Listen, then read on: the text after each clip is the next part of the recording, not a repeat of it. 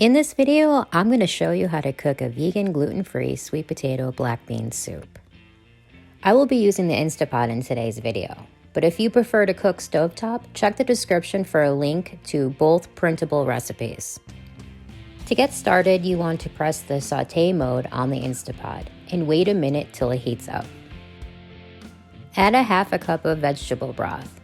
I prefer to use broth over oil to sauté my veggies. Next, add 2 cups of diced white onions.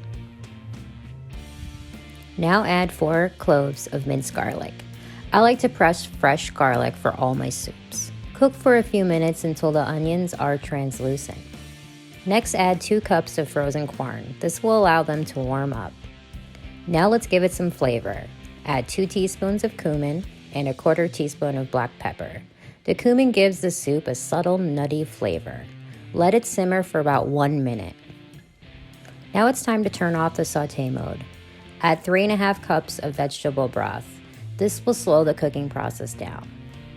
Now add 2 cups of drained and rinsed black beans. Next, add 4 cups of peeled and cut sweet potatoes. I try to cut them all in a similar size so they'll cook evenly. Since I want a bigger yield of soup, I'm going to add the remaining 2 cups of broth, making it 6 cups total for this recipe. Now it's time to lock the lid and set the Instapot to pressure cook 5 minutes with a natural release of 10 minutes.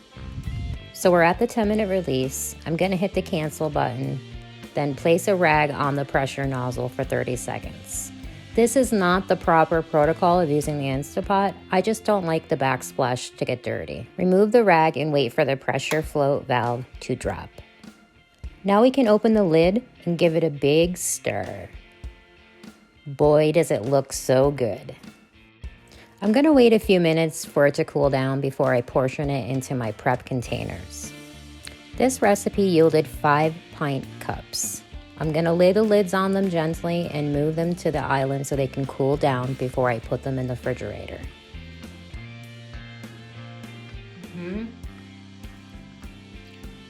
It's really delicious. Probably during the week what I'll do is I'll stick some fresh kale in it. It tastes really, really good, and it's such a simple recipe. After 4 days in the fridge, you should move them into the freezer to keep them fresh. You can visit the meal prep page on my website to learn some tips, supplies, and equipment I used. The link will be below in the description. And I'll see you in the next video.